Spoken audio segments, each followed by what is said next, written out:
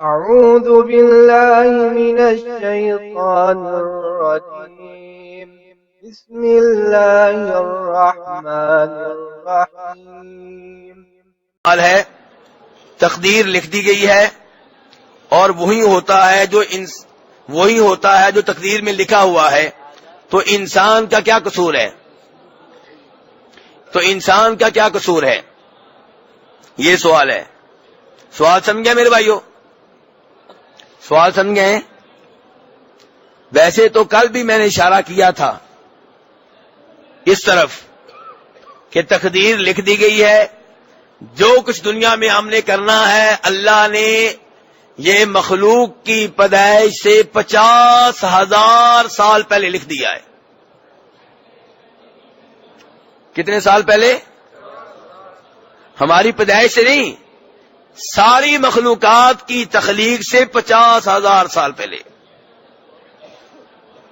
اللہ نے لکھ دیا ہے کس نے کیا کرنا ہے.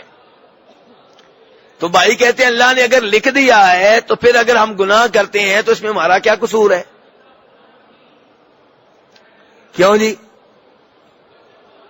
اور کل بھی میں نے جواب دیا تھا کہ ہم بڑے سیانے ہیں، بڑے سمجھدار ہیں. ہم سمجھتے ہیں کہ نعوذ باللہ ہم اللہ کو بھی دھوکہ دے لیں گے. یہ تقدیر ہمیں یاد آتی ہے گناہ اور نیکی کے کام میں. رزق کے معاملے میں تقدیر کو کیوں بھول جاتے ہیں؟ رزق بھی لکھا ہوا ہے کہ نہیں لکھا ہوا؟ لکھا ہوا ہے. تو رزق کی تلاش میں سعودیہ کیوں آتے ہیں، امریکہ کیوں جاتے ہیں، برطانیہ کیوں جاتے ہیں؟ جو رزق لکھا ہوا ہے مل جائے گا. گھر میں بیٹھے والدین کے پاس، ان کو روتا ہوا چھوڑ کے آپ امریکہ پہنچ جاتے ہیں. نہیں آپ کی شادی ہوتی ہے، بیگم چاہتی ہے 24 گھنٹے میرے پاس شوہر بیٹھا رہے. آپ کہتے ہیں نہیں کاروبار ہے، دکان کھولنی ہے، دفتر سے چھٹی نہیں ملی. کیوں جاتے ہیں؟ کیوں نہیں بیگم سے کہتے بالکل تمہارے پاس ہی بیٹھوں گا، رزق تو تقدیر میں لکھا ہوا ہے مل ہی جائے گا. بیٹا دکان پہ نہ جائے ناراض ہو جاتے ہیں. کیوں؟ اس وقت کیوں نہیں کہتے بیٹا کوئی بات نہیں، جتنے ناغے کرنے ہیں کر لو، جو تقدیر میں لکھا ہوا ہے مل جائے گا. بچہ اسکول پڑھنے نہ جائے اس کی پٹائی کرتے ہیں. کیوں نہیں کہتے جو تقدیر میں لکھا ہوا علم مل جائے گا؟ گھر میں کسی کا ایکسیڈنٹ ہو جائے، کوئی بیمار ہو جائے، مارے پھرتے ہیں ہاسپٹل میں، بڑے بڑے ڈاکٹروں کے پاس جاتے ہیں، قرضہ لیتے ہیں، دکانیں بیچتے ہیں، پلاٹ بیچتے ہیں. زندگی بچ جائے پیسے کے کوئی مسئلہ نہیں ہے. کیوں بھائی؟ زندگی تو لکھی ہوئی ہے تقدیر میں، جتنی ملنی ہے مل جائے گی. کیوں پیسہ لگا رہے ہو بھائی؟ کیوں قرضہ لے رہے ہو؟ کیوں مکان بیچ رہے ہو؟ کیوں دکان بیچ رہے ہو بھائی؟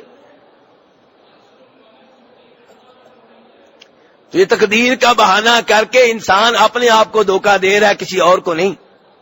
تقدیر میں سب کچھ لکھا ہوا ہے لیکن ہمیں بتایا نہیں ہے. کیا ہمیں بتا دیا گیا کیا لکھا ہوا ہے؟ تو ہم اپنی کوشش کریں. اور دوسری بات، اللہ نے لکھا ہے وہ جو ہم نے کرنا تھا، یہ نہیں کہ اللہ نے لکھ کے کہا اب تم ایسے ہی کرو. فرق سمجھ رہے ہیں میرے بھائی؟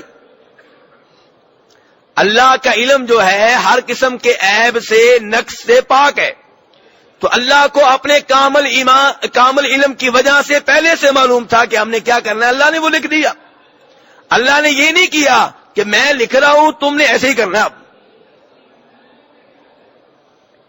کسی سمجھدار آدمی نے اس کی مثال یوں دی ہے کہ کسی کلاس میں 20 طالب علم ہوں، ایک ٹیچر پورا سال ان کے اوپر محنت کرتا ہے، پورا سال ان کے ساتھ رہا، انہیں پڑھاتا رہا، ٹیسٹ لیتا رہا، امتحان لیتا رہا، سوال و جواب کرتا رہا.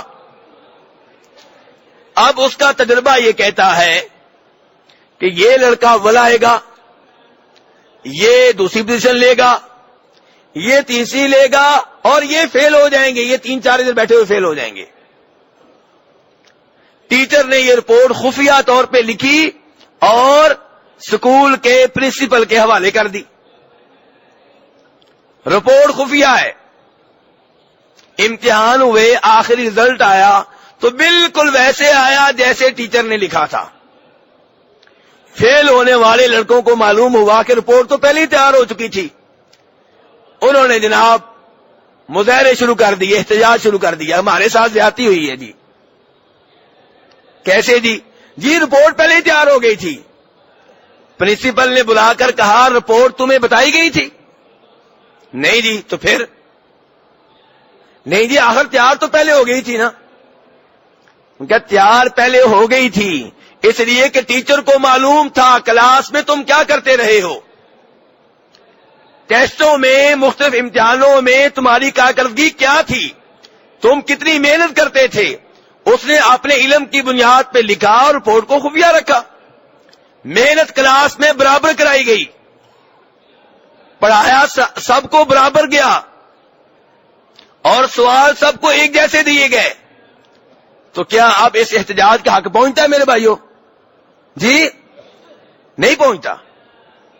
کوئی زیادتی نہیں کی گئی، برابر محنت ہوئی ہے، برابر پورے سال پڑھایا گیا ہے، رپورٹ تیار ہوئی ہے وہ بھی خفیہ ہے، اور رپورٹ کی وجہ سے ٹیچر نے امتحان میں کوئی زیادتی نہیں کی، ایک جیسے سوال اور نمبر دیتے ہوئے بھی برابر کا سلوک کیا گیا ہے۔ مسئلہ یہ ہے کہ ٹیچر کا علم ہے، ایک تجربہ ہے آخر، اور یہاں پہ تو اللہ تعالیٰ ہے۔ ٹیچر کا علم تو پھر بھی فیل ہو سکتا ہے، اس کے علم میں غلطی ہو سکتی ہے، اللہ کے علم تو کامل مکمل ہے۔ اللہ کو معلوم تھا کہ ہم کیا کریں گے، اللہ نے وہ لکھا ہے اور خفیہ رکھا ہے ہم سے۔ ہم یہ نہیں کہہ سکتے کہ اللہ نے پہلے ہی بتا دیا تھا تو ہمارے حوصلے ٹوٹ گئے تھے، ایسی کوئی بات نہیں ہے۔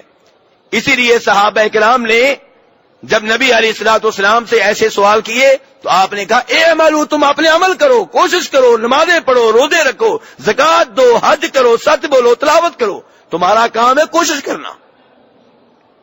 تو اس لیے میرے بھائی ہم سب کو اپنی محنت کرنی چاہیے اور تقدیر کے بہانے نہیں کرنے چاہیے۔